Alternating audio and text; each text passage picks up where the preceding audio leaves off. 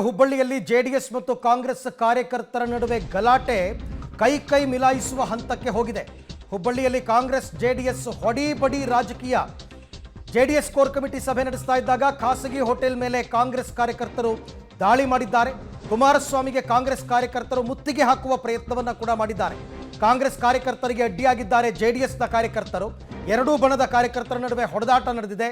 ಕೈ ಮಿಲಾಯಿಸಿಕೊಂಡಿದ್ದಾರೆ ಎರಡೂ ಪಕ್ಷದ ನಾಯಕರು. ಕೆಲವರನ್ನ ಬಂಧಿಸಿ ಕರ್ಕೊಂಡು ಹೋಗ್ತಾ ಇರತಕ್ಕಂಥ ದೃಶ್ಯವನ್ನು ತಾವೀಗ ಗಮನಿಸ್ತಾ ಇದ್ದೀರಾ. ಯಾರು ಈ ಗಲಾಟೆಗೆ ಕಾರಣಕರ್ತರೋ ಅವರನ್ನ ಬಂಧಿಸುವ ಕೆಲಸವನ್ನ ಕೊನೆಗೆ ಪೊಲೀಸರು ಮಾಡಿದ್ದಾರೆ. ಬಟ್ ಪೊಲೀಸರ ಮೇಲೇನೆ ಆರೋಪ ಮಾಡ್ತಿರೋದು ಜೆಡಿಎಸ್ ಅವರು. ನಾವು ಹೋಟೆಲಲ್ಲಿ ಮೀಟಿಂಗ್ ಮಾಡ್ತಾ ಇದ್ದಾಗ ಕಾಂಗ್ರೆಸ್ ಕಾರ್ಯಕರ್ತರನ್ನ ಒಳಕ್ಕೆ ಯಾಕೆ ಬಿಟ್ರು, ಅವ್ರು ಬಂದು ನೇರವಾಗಿ ನಮ್ಮ ಮೇಲೆ ಅಟ್ಯಾಕ್ ಮಾಡಿದ್ದಾರೆ, ಇವ್ರನ್ನ ಬಿಟ್ಟಿದ್ಯಾರು ಅಂತ. ಇದೆಲ್ಲವೂ ಕೂಡ ಚಿತಾವಣೆ, ಪಿತೂರಿ, ಇದೆಲ್ಲವೂ ಕೂಡ ಷಡ್ಯಂತ್ರ, ಬೇಕು ಅಂತಲೇ ಮಾಡಿಸಿದ್ದಾರೆ ಅಂತ ಕಾಂಗ್ರೆಸ್ ಸರ್ಕಾರದ ಮೇಲೆ, ಪೊಲೀಸರ ಮೇಲೆ ಸಾರಾ ಮಹೇಶ್ ಆರೋಪವನ್ನು ಮಾಡಿದ್ದಾರೆ. ಕೂಡಲೇ ಅವ್ರನ್ನ ಬಂಧಿಸಬೇಕು ಅಂತ ಹೇಳಿದ್ದಾರೆ. ಪ್ರತಿಭಟನೆಗೆ ಕೂತಿದ್ದಾರೆ. ಆರಂಭದಲ್ಲಿ ಪೊಲೀಸರಿಗೂ ಕೂಡ ಪರಿಸ್ಥಿತಿಯನ್ನು ನಿಯಂತ್ರಿಸೋದಕ್ಕಾಗಲಿಲ್ಲ. ಪೊಲೀಸರಿಗೂ ಕೂಡ ಪರಿಸ್ಥಿತಿ ನಿಯಂತ್ರಣ ಮಾಡೋಕ್ಕಾಗಲಿಲ್ಲ. ಅದಾದ ಬಳಿಕ ಈಗ ಕೆಲವರನ್ನ ಬಂಧಿಸುವಂತಹ ಕೆಲಸ ನಡೀತಾ ಇದೆ. ಬಟ್ ಇನ್ನೂ ಪರಿಸ್ಥಿತಿ ಹತೋಟಿಗೆ ಬಂದಿಲ್ಲ. ಇನ್ನೂ ಸ್ಥಳದಲ್ಲಿ ಉದ್ವಿಗ್ನ ವಾತಾವರಣನೇ ಇದೆ. ದೃಶ್ಯದಲ್ಲಿ ತಾವೀಗ ನೋಡ್ತಾ ಇದ್ದೀರಾ. ಕೆಲವ್ರನ್ನೆಲ್ಲ ಬಂಧಿಸಿ ಅರೆಸ್ಟ್ ಮಾಡ್ಕೊಂಡು ಕರ್ಕೊಂಡು ಹೋಗ್ತಾ ಇರ್ತಕ್ಕಂಥ ದೃಶ್ಯವನ್ನು ಗಮನಿಸ್ತಾ ಇದ್ದೀರಾ. ಎರಡೂ ಕಡೆಯವ್ರನ್ನೂ ಕೂಡ ಬಂಧಿಸಿರ್ತಾರೆ. ಜೆಡಿಎಸ್ ಕಾರ್ಯಕರ್ತರನ್ನೂ ಬಂಧಿಸಿರ್ತಾರೆ, ಕಾಂಗ್ರೆಸ್ ಕಾರ್ಯಕರ್ತರನ್ನೂ ವಶಕ್ಕೆ ತಗೊಂಡಿರ್ತಾರೆ. ಬಂಧನ ಅಂದರೆ ಆ ರೀತಿ ಎಲ್ಲ ವಶಕ್ಕೆ ತಗೊಂಡಿರ್ತಾರೆ ಸದ್ಯಕ್ಕೆ. ಬಟ್ ಮೊದಲು ಇಮ್ಮಿಡಿಯೇಟ್ ಆಗಿ ಆಗಬೇಕಾಗಿರೋದು ಪರಿಸ್ಥಿತಿ ಶಾಂತವಾಗಬೇಕು. ಸ್ಥಳದಲ್ಲಿ ಪರಿಸ್ಥಿತಿ ಶಾಂತಿಯಾಗಬೇಕು, ತಿಳಿಯಾದ ವಾತಾವರಣ ನಿರ್ಮಾಣ ಆಗಬೇಕು. ಕುಮಾರಸ್ವಾಮಿ ಅವರು ಈಗಲೂ ಕೂಡ ಹೋಟೆಲ್ನಲ್ಲೇ ಇದ್ದಾರಂತೆ. ಕೆಲವರನ್ನ ಬಂಧಿಸಿ ಕರೆದೊಯ್ಯುತ್ತಿರುವ ದೃಶ್ಯವನ್ನು ತಾವೀಗ ಗಮನಿಸ್ತಾ ಇದ್ದೀರಾ. ಕಾಂಗ್ರೆಸ್ ಮತ್ತು ಜೆಡಿಎಸ್ನ ಕಾರ್ಯಕರ್ತರು ಹೊಡಿಬಡಿ ರಾಜಕೀಯಕ್ಕೆ ಹೋದರು. ಹೊಡಿಬಡಿ ತನಕ ಕೈ ಮಿಲಾಯಿಸೋ ತನಕ ಹೋದರು. ಹೊಡೆದಾಟ ಬಡದಾಟ ನಡೆದ, ಗಲಾಟೆನೂ ನಡೆದಿದೆ.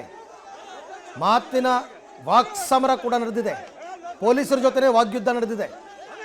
ಪರಿಸ್ಥಿತಿ ವಿಪರೀತ ವಿಕೋಪಕ್ಕೆ ಹೋಗಿದೆ. ಕಾಂಗ್ರೆಸ್ ಕಾರ್ಯಕರ್ತರು ಹೇಳ್ತಾ ಇರೋದು, ಒಂದು ಕಡೆ ಪ್ರಜ್ವಲ್ ರೇವಣ್ಣನನ್ನ ದೇಶ ಬಿಟ್ಟು ಹೋಗೋದಕ್ಕೆ ಬಿಟ್ಬಿಟ್ಟು ನೀವು ಇಲ್ಲೇನು ಮಾಡ್ತಾ ಇದ್ದೀರಾ, ಮೀಟಿಂಗ್ ಮಾಡ್ತಾ ಇದ್ದೀರಾ, ಮೊದಲು ಆತನನ್ನು ಅರೆಸ್ಟ್ ಮಾಡಬೇಕು ಅಂತ. ಅದು ಈಗ ಈ ರೀತಿ ಹೋರಾಟ, ಈ ಥರ ಹೊಡೆದಾಟ ಬಡದಾಟಕ್ಕೆ ಕಾರಣವಾಗಿರ್ತಕ್ಕಂಥದ್ದು.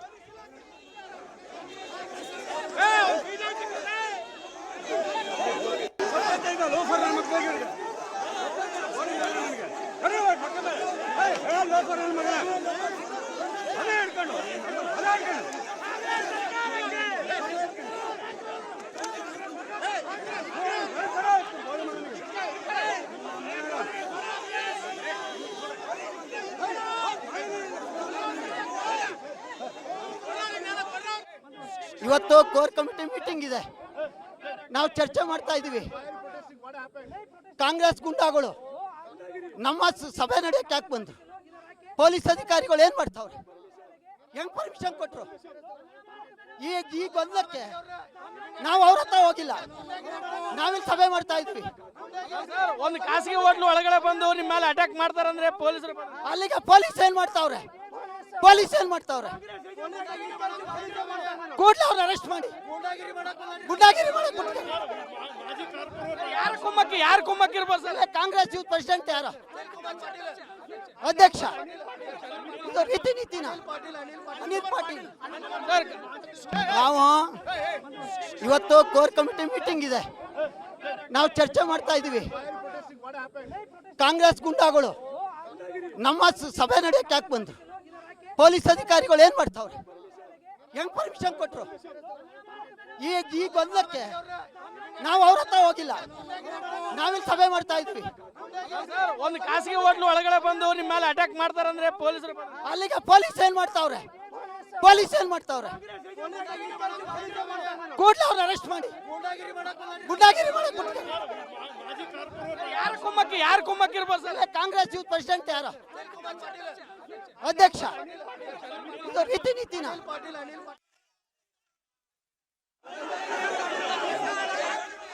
ಸಾರಾ ಮಹೇಶ್ ಅವರು ಆಡಿದಂತಹ ಮಾತು ಈಗ ತಾವು ಕೇಳ್ತಾ ಇರ್ತಕ್ಕಂಥದ್ದು. ನಾವು ನಮ್ಮ ಪಾಠಕ್ಕೆ ಸಭೆ ಮಾಡ್ತಾ ಇದ್ರೆ ಈ ಕಾಂಗ್ರೆಸ್ನವ್ರನ್ನ ಒಳಗೆ ಬಿಟ್ಟಿದ್ದಕ್ಕೆ ಪೊಲೀಸರು ಯಾಕೆ ಬಿಟ್ಟರು? ಆ ಒಳಗಡೆ ಬಿಟ್ಟಿದ್ರಿಂದನೇ ಇಷ್ಟೆಲ್ಲ ಗದ್ದಲ ಶುರುವಾಗಿದ್ದು. ಒಳಗಡೆ ಬಿಟ್ಟಿದ್ರಿಂದನೇ ಇಷ್ಟೆಲ್ಲ ಕೈ ಮಿಲಾಯಿಸೋ ಹಂತಕ್ಕೆ ಹೋಗಿದ್ದು. ಹೆಂಗೆ ಬಿಟ್ಟರು? ಅಲ್ಲ, ಅದು ಯಾವುದೇ ಪಾರ್ಟಿಯವರಾಗಿರಲಿ, ಬಿ ಜೆ ಪಿನ, ಕಾಂಗ್ರೆಸ್ಸೋ, ಜೆ ಡಿ ಎಸ್ಸೋ, ಅವ್ರ ಪಾಡಿಗೆ ಅವರು ಪ್ರೈವೇಟ್ ಹೋಟೆಲ್ನಲ್ಲಿ ಅವರು ಸಭೆ ಮಾಡ್ತಾ ಇದ್ರೆ ಇವ್ರನ್ನ ಹೆಂಗೆ ಬಿಡ್ತಾರೆ ಅಂದರೆ ಅಲ್ಲಿಗೆ ಸರ್ಕಾರನೇ ಇವ್ರನ್ನ ಚೂ ಬಿಟ್ಟಿದೆ ಅಂತ ಇವ್ರು ಆರೋಪ ಮಾಡ್ತಾ ಇರೋದು. ಇವ್ರು ಆರೋಪ ಮಾಡ್ತಾ ಇರೋದೇ ಅದು. ಸೊ ಹಾಗಾಗಿ ಈಗ ಕೆಲವರನ್ನ ವಶಕ್ಕೆ ಪಡೆದಿದ್ದಾರೆ. ಏನೇನೋ ಕೆಟ್ಟದಾಗಿ ಬೈಗುಳಗಳು, ಅವ್ರನ್ನ ಇವ್ರು ಹೊಡೆಯೋದು, ಇವ್ರನ್ನ ಅವ್ರು ಹೊಡೆಯೋದು, ಕೈ ಮಿಲಾಯಿಸೋದು, ಇವೆಲ್ಲವೂ ನಡೆದು ಹೋಗಿದೆ. ಅಲ್ಲಿ ಪೊಲೀಸ್ ಫೋರ್ಸೇ ತುಂಬ ಕಡಿಮೆ ಇದೆ ಫಸ್ಟ್ ಆಫ್ ಆಲ್. ಎಸ್, ಈ ಬಗ್ಗೆ ಮತ್ತಷ್ಟು ಮಾಹಿತಿ ನನ್ನ ಕೊಲೀಗ್ ಸುನಿಲ್ ಅವರಿಂದ ಪಡ್ಕೊಂಡ. ಸುನಿಲ್, ದೃಶ್ಯದಲ್ಲಿ ನಾವು ನೋಡ್ತಾ ಇದ್ವಿ ಕೆಲವರನ್ನ ವಶಕ್ಕೆ ಪಡೆಯೋ ಕೆಲಸವನ್ನ ಪೊಲೀಸರು ಮಾಡಿದ್ದಾರೆ. ಸೊ ಈಗ ಸದ್ಯಕ್ಕೆ ಪರಿಸ್ಥಿತಿ ಹೇಗಿದೆ?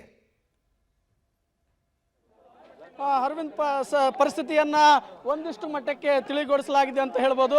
ಈಗಾಗಲೇ ಸ್ಥಳಕ್ಕೆ 2 DCPಗಳು ಭೇಟಿಯನ್ನ ಕೊಟ್ಟಿದ್ದಾರೆ. ಪರಿಸ್ಥಿತಿಯನ್ನ ಒಂದು ಹಂತಕ್ಕೆ ತರುವಂತ ಪ್ರಯತ್ನ ಮಾಡ್ತಾ ಇದ್ದಾರೆ.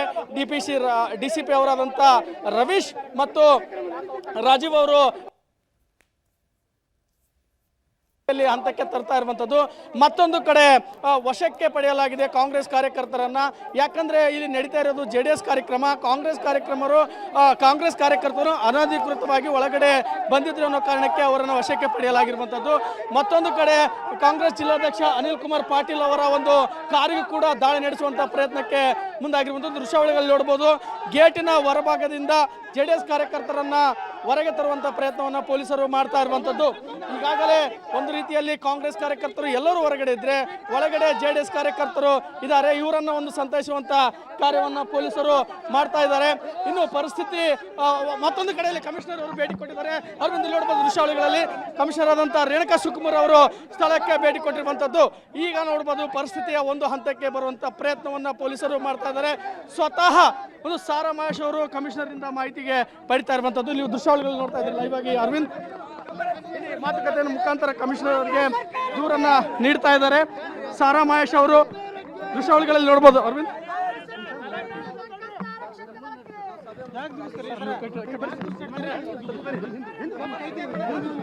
ಒಂದು ಘಟನೆಯ ಬಗ್ಗೆ ಸಾರಾ ಮಹೇಶ್ ಅವರು ಕಮಿಷನರ್ಗೆ ಮಾಹಿತಿಯನ್ನ ನೀಡ್ತಾ ಇದ್ದಾರೆ. ಯಾಕೆ ಗಲಾಟೆ ಆಯಿತು, ಒಳಗಡೆ ಕಾರ್ಯಕ್ರಮ ಏನಿತ್ತು ಅನ್ನೋದ್ರ ಬಗ್ಗೆ ಮಾಹಿತಿಯನ್ನ ನೀಡ್ತಾ ಇದ್ದಾರೆ. ಸ್ವತಃ ಕಮಿಷನರ್ ಆದಂಥ ರೇಣುಕಾ ಶಿವಕುಮಾರ್ ಅವರೇ ಸ್ಥಳಕ್ಕೆ ಭೇಟಿ ಕೊಟ್ಟು ಈಗ ಮಾಹಿತಿಯನ್ನು ಪಡೆಯುವಂಥ ಪ್ರಯತ್ನವನ್ನು ಮಾಡ್ತಾ ಇದ್ದಾರೆ. ಒಂದು ಹಂತದಲ್ಲಿ ಪರಿಸ್ಥಿತಿ ಕೈ ಮಿಲಾಯಿಸುವ ಹಂತಕ್ಕೆ ಹೋಗಿತ್ತು. ಕುಮಾರಸ್ವಾಮಿ ಅವರ ಮೇಲೆ ಒಂದು ರೀತಿಯ ದಾಳಿ ನಡೆಸುವಂಥ ಪ್ರಯತ್ನ ಕೂಡ ಅಂಥ ಒಂದು ಪರಿಸ್ಥಿತಿ ಇದನ್ನು ಈಗ ತಣ್ಣಗೆ ಮಾಡಿರುವಂಥದ್ದು. ಸೊ ಇಲ್ಲಿ ನೋಡ್ಬೋದು ದೃಶ್ಯಾವಳಿಗಳಲ್ಲಿ ಒಂದು ಮಾತುಕತೆ ಕೂಡ ನಡೀತಾ ಇದೆ ಅರವಿಂದ್. ಓಕೆ, ದೃಶ್ಯದಲ್ಲಿ ತಾವೀಗ ಗಮನಿಸ್ತಾ ಇದ್ದೀರಾ, ಕಮಿಷನರ್ ಸ್ಥಳಕ್ಕೆ ಭೇಟಿ ಕೊಟ್ಟಿದ್ದಾರೆ. ಪೊಲೀಸ್ ಕಮಿಷನರ್ ಅವರಿಗೆ ಸಾರಾ ಮಹೇಶ್ ಅವರು ಏನು ನಡೀತು ಅಂತ ವಿವರಿಸ್ತಾ ಇದ್ದಾರೆ. ಒಂದು ಕಡೆ ಕಾಂಗ್ರೆಸ್ ಕಾರ್ಯಕರ್ತರನ್ನ ವಶಕ್ಕೆ ಪಡೆದಿದ್ದಾರೆ, JDS ಕಾರ್ಯಕರ್ತರನ್ನ ಹೋಟೆಲ್ ಗೇಟಿಂದ ಹೊರಗಡೆ ಕಳಿಸಿದ್ದಾರೆ. ಸದ್ಯಕ್ಕೆ ಸ್ಥಳದಲ್ಲಿ ಪರಿಸ್ಥಿತಿ ಕೂಲ್ ಆಗ್ತಾ ಇದೆ. ಹೆಚ್ಚುವರಿ ಪೊಲೀಸ್ ಫೋರ್ಸನ್ನು ಕೂಡ ಕಳಿಸ್ಕೊಟ್ಟಿದ್ದಾರೆ. ಕಮಿಷನರ್ ಬಂದು ಎಲ್ಲವನ್ನ ಕೂಡ ಇನ್ಸ್ಪೆಕ್ಟ್ ಮಾಡ್ತಾ ಇದ್ದಾರೆ. ಏನಾಯಿತು, ಯಾರಾದರೂ ಒಂದು ದೂರು ಕೊಡಬೇಕು, ಯಾರ ಕಡೆಯವರಾದರೂ ಒಂದು ದೂರು ಕೊಡಬೇಕು, ಒಂದು ಕಂಪ್ಲೇಂಟ್ ರಿಜಿಸ್ಟರ್ ಆಗಬೇಕು, ಒಂದು FIR ಆಗಬೇಕು. ಆ ಪ್ರೈವೇಟ್ ಹೋಟೆಲ್ ಒಳಕ್ಕೆ ಅವರೇನೋ ಸಭೆ ಮಾಡ್ತಾ ಇದ್ದಾಗ ಇನ್ನೊಂದು ಪಕ್ಷದವ್ರನ್ನ ಹೇಗೆ ಬಿಟ್ಟರು ಅಂತ.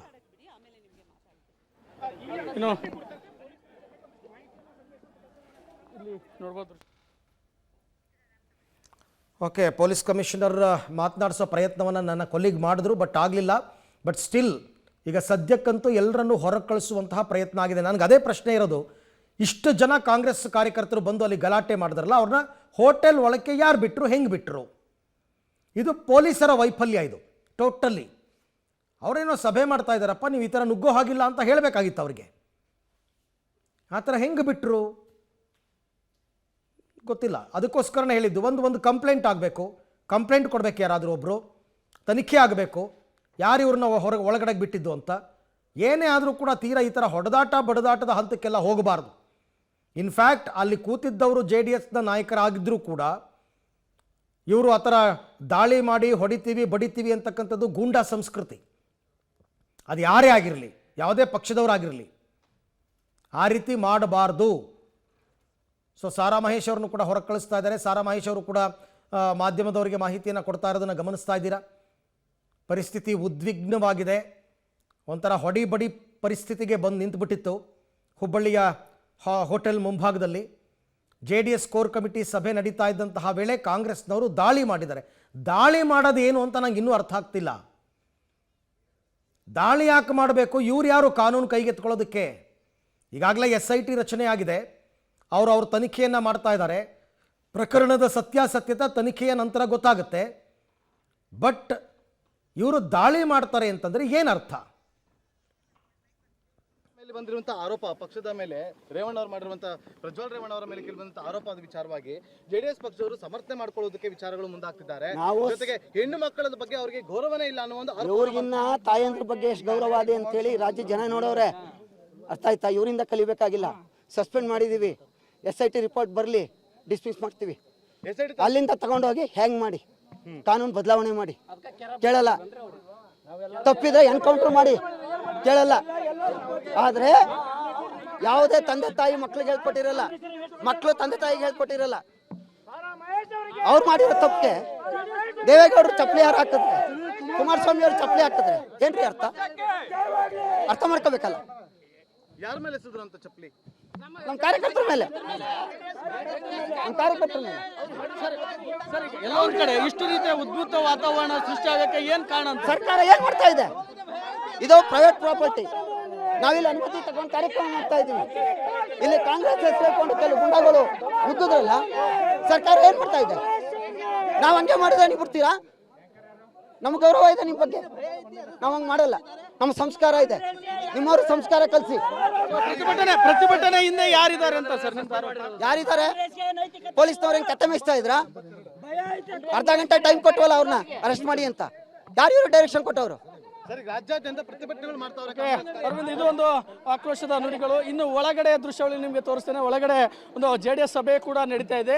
ಈ ಒಂದು ಸಭೆಗೆ ಹಾಜರಾಗುವಂಥ ನಿಟ್ಟಿನಲ್ಲಿ, ಈ ಸಭೆಗೆ ಒಂದು ಭಾಗವಹಿಸುವಂಥ ನಿಟ್ಟಿನಲ್ಲಿ ಕುಮಾರಸ್ವಾಮಿ ಅವರು ಬರ್ತಾ ಇದ್ರು ಒಳಗಡೆ ಪ್ರೆಸ್ ಮೀಟ್ ಅನ್ನ ಮುಗಿಸ್ಕೊಂಡು. ಸೊ ಆ ವಿಚಾರವಾಗಿ ಗಲಾಟೆ ಆಗಿರುವಂಥದ್ದು ದೃಶ್ಯಾವಳಿಗಳಲ್ಲಿ ನೀವು ನೋಡ್ಬೋದು. ಒಂದು ಕಡೆ JDS ಸಭೆಯು ಕೂಡ ಒಳಗಡೆ ನಡೀತಾ ಇದೆ. ಇಲ್ಲಿ ಈ ಒಂದು ಕಾರ್ಯಕ್ರಮಕ್ಕೆ ಕುಮಾರಸ್ವಾಮಿ ಅವರು ಆಗಮಿಸ್ತಾ ಇದ್ರು. ಸೊ ಈ ಕಾರ್ಯಕ್ರಮವನ್ನು ಬರೋದಕ್ಕೆ ತಡೆದು ಈ ರೀತಿಯ ಒಂದು ದಾಳಿಯನ್ನು ಕಾಂಗ್ರೆಸ್ ಕಾರ್ಯಕರ್ತರು ಮಾಡಿರುವಂಥದ್ದು. ಈಗ ಬಹುತೇಕ ಎರಡೂ ಪಕ್ಷದ ಕಾರ್ಯಕರ್ತರನ್ನ ವಶಕ್ಕೆ ಪಡೆಯಲಾಗಿದೆ. ಒಂದು ಕಡೆ ಕಾರ್ಯಕ್ರಮ ಕೂಡ ನಡೀತಾ ಇದೆ. ಹೊರಗಡೆ ಸ್ಥಳಕ್ಕೆ ಕಮಿಷನರ್ ಕೂಡ ಭೇಟಿ ಕೊಟ್ಟು ಒಂದು ಪರಿಸ್ಥಿತಿಯನ್ನು ಶಾಂತಗೊಳಿಸುವಂಥ ನಿಟ್ಟಿನಲ್ಲಿ ಕಾರ್ಯೋನ್ಮುಖವಾಗಿರುವಂಥದ್ದು. ಅರವಿಂದ್, ಅರ್ಥ ಆಗ್ತಿಲ್ಲ. ಓಕೆ, ಯಾವುದೋ ಪ್ರೈವೇಟ್ ಹೋಟೆಲ್ನಲ್ಲಿ JDS ಅವರು ಏನೋ ಒಂದು ಸಭೆ ಮಾಡ್ಕೋತಾ ಇದ್ದಾರೆ, ಎಲ್ಲ ಪಕ್ಷದವರು ಆ ಥರ ಮಾಡ್ತಾರೆ, ಓಕೆ. ಬಟ್ ಅಂಥ ಕಡೆಗೆ ಇಷ್ಟು ಜನ ಕಾಂಗ್ರೆಸ್ ಕಾರ್ಯಕರ್ತರು ನುಗ್ಗಿದ್ರಲ್ಲ, ಅಲ್ಲಿ ಯಾರು ಪೊಲೀಸ್ ಇರಲಿಲ್ವಾ, ಸೆಕ್ಯೂರಿಟಿ ಇರಲಿಲ್ವಾ? ಅವ್ರನ್ನ ಹೆಂಗೆ ಒಳಗಡೆ ತನಕ ಬಿಟ್ಟರು ಅಂತ? ಅರವಿಂದ್, ಇವತ್ತು ಬೆಳಗ್ಗೆ ಕುಮಾರಸ್ವಾಮಿ ಅವರು ಸುದ್ದಿಗೋಷ್ಠಿಯನ್ನು ನಡೆಸುವಂತಹ ಮೊದಲಿಗೆ ಯಾವುದೇ ರೀತಿಯ ವಾತಾವರಣ ಇರಲಿಲ್ಲ, ಯಾವುದೇ ಲಕ್ಷಣಗಳು ಇರಲಿಲ್ಲ. ಒಂದು ಕಡೆ ದಿನೇಶ್ ಗುಂಡೂರಾವ್ ಅವರು ಕೂಡ ಒಂದು ಹುಬ್ಬಳ್ಳಿಯಲ್ಲಿದ್ದರು, ಕುಮಾರಸ್ವಾಮಿ ಅವರು ಕೂಡ ಹುಬ್ಬಳ್ಳಿಯಲ್ಲಿದ್ದರು, ಆರೋಶಕ್ ಅವರು ಕೂಡ ಹುಬ್ಬಳ್ಳಿಯಿದ್ದರು. ಸಹಜವಾಗಿ ಎಲ್ಲವೂ ನಾರ್ಮಲ್ ಇತ್ತು. ಯಾವಾಗ ಕುಮಾರಸ್ವಾಮಿ ಅವರು ಸುದ್ದಿಗೋಷ್ಠಿಯನ್ನು ನಡೆಸ್ತಾರೆ ಮತ್ತು ಅದಕ್ಕೆ DK ಶಿವಕುಮಾರ್ ಅವರು ಯಾವಾಗ ಒಂದು ಪ್ರತಿಕ್ರಿಯೆ ನೀಡ್ತಾರೆ, ಆವಾಗ ಎರಡೂ ಪಕ್ಷದವರಿಗೆ ಈ ರೀತಿ ಟ್ರಿಗರ್ ಆಗಿರುವಂಥದ್ದು. ಏಕಾಏಕಿ ಸುದ್ದಿಗೋಷ್ಠಿಯನ್ನು ಮುಗಿಸ್ಕೊಂಡು ಒಳಗಡೆ ನಾವು ಈಗಾಗಲೇ ತೋರಿಸಿದಂಥ ಸಭೆಗೆ, ಈಗ ನೀವು ದೃಶ್ಯಗಳಲ್ಲಿ ನೋಡ್ತಾ ಇದ್ರಿ, ಈ ಸಭೆಗೆ, ಕಾರ್ಯಕರ್ತರ ಸಭೆಗೆ ಕುಮಾರಸ್ವಾಮಿ ಅವರು ಒಂದು ಬರಬೇಕಾಗಿರುತ್ತೆ. ಸೊ ಈ ಒಂದು ಹೋಟೆಲ್ ಮುಖಾಂತರ, ಆ ಒಂದು ಡೆನಿಸನ್ ಹೋಟೆಲ್ ಮುಖಾಂತರ ಒಂದು ಕಾರ್ಯಕ್ರಮದ ಸ್ಥಳ ಇಲ್ಲಿ ಆಗಿತ್ತು. ಸೊ ಇಲ್ಲಿ ಏಕಾಏಕಿ ಕಾರ್ಯಕರ್ತರು ಒಳ ನುಗ್ಗಿರುವಂಥದ್ದು. ಯಾಕೆ ಬಂದರು, ಅವ್ರನ್ನ ಒಳಗೆ ಬಿಟ್ಟವರು ಯಾರು ಅನ್ನೋದು ಈಗ ಪ್ರಶ್ನೆ. ಇನ್ನು ಪೊಲೀಸರ ಭದ್ರತೆ ವಿಚಾರ, ಸಹಜವಾಗಿ ಇದೊಂದು ಪಕ್ಷದ ಕಾರ್ಯಕ್ರಮ ಆಗಿರೋದ್ರಿಂದ ಎಷ್ಟು ಸೆಕ್ಯೂರಿಟಿ ಬೇಕೋ ಅಷ್ಟನ್ನು ಹಾಕಿಕೊಳ್ಳಾಗಿತ್ತು. ಏಕಾಏಕಿ ಗಲಾಟೆ ಶುರುವಾದಾಗ ಈಗ ಎಲ್ಲ ರೀತಿಯ ಒಂದು ವ್ಯವಸ್ಥೆ ಮಾಡಿಕೊಳ್ತಾ ಇದೆ. ಇಲ್ಲಿ ನೋಡುವ ದೃಶ್ಯಾವಳಿಗಳಲ್ಲಿ ಇಲ್ಲೇ ಒಂದು ರೀತಿಯ ಗಲಾಟೆ ಮಾರಾಮಾರಿ ಹಂತಕ್ಕೆ ಹೋಗಿರುವಂಥದ್ದು. ಅದನ್ನು ತಪ್ಪಿಸುವಂಥ ನಿಟ್ಟಿನಲ್ಲಿ ಪೊಲೀಸರು ಕೂಡ ಈಗ ತಡವಾಗಿ ಮುಂದಾಗಿದ್ದಾರೆ ಅಂತ ಹೇಳ್ಬೋದು. ಈಗಾಗಲೇ ಕಾಂಗ್ರೆಸ್ ಕಾರ್ಯಕರ್ತರನ್ನು ವಶಕ್ಕೆ ಪಡೆಯಲಾಗಿದೆ. ಮತ್ತೊಂದು ಕಡೆ ಸ್ವತಃ ಕಾಂಗ್ರೆಸ್ ಗ್ರಾಮೀಣ ಜಿಲ್ಲಾಧ್ಯಕ್ಷ ಅಂತ ಅನಿಲ್ ಕುಮಾರ್ ಪಾಟೀಲ್ ಅವರ ನೇತೃತ್ವದಲ್ಲಿ ಪ್ರತಿಭಟನೆ ನಡೆದರಲ್ಲಿ ಅವರನ್ನು ಕೂಡ ವಶಕ್ಕೆ ಪಡೆಯಲಾಗಿದೆ. ಇನ್ನು ಅದೆಲ್ಲ ಮುಗಿದ ಮೇಲೆ ಅವ್ರ ಕಾರು ಹೊರಗಡೆ ಪಾಸ್ ಆಗ್ತಾ ಇತ್ತು. ಅದರ ಮೇಲೆ JDS ಕಾರ್ಯಕರ್ತರು ಒಂದು ದಾಳಿಯನ್ನು ನಡೆಸಲು ಕೂಡ ಮುಂದಾಗಿರುವಂಥದ್ದು. ಅರವಿಂದ್, ಈಗ ಒಂದು ಹಂತಕ್ಕೆ ಪರಿಸ್ಥಿತಿ ಬರ್ತಾ ಇದೆ. Okay Sunil, thank you. ತಮ್ಮೆಲ್ಲ ಮಾಹಿತಿಗೆ ಧನ್ಯವಾದ. ಯಾವಾಗ ಕಾಂಗ್ರೆಸ್ ಮತ್ತು JDS ಕಾರ್ಯಕರ್ತರನ್ನ ಸ್ಥಳದಿಂದ ಹೋಗೋದಕ್ಕೆ ಅವಕಾಶ ಮಾಡಿಕೊಟ್ರು, ಪರಿಸ್ಥಿತಿ ತಿಳಿಯಾಯಿತು. ಬಟ್ ಅದೊಂದು ಪ್ರಶ್ನೆ ಅಲ್ಲಿ ಮೂಡುತ್ತೆ, ಇಷ್ಟು ಜನ ಏಕಾಏಕಿ ಪ್ರೈವೇಟ್ ಹೋಟೆಲ್ಗೆ ಹೆಂಗೆ ನುಗ್ಗೋದಕ್ಕೆ ಅವಕಾಶ ಕೊಟ್ಟರು, ಪೊಲೀಸ್ ಭದ್ರತಾ ವೈಫಲ್ಯನ ಅಂತಂದ್ಬಿಟ್ಟು ಒಂದು ಪ್ರಶ್ನೆ ಸಹಜವಾಗಿ ಮೂಡುತ್ತೆ.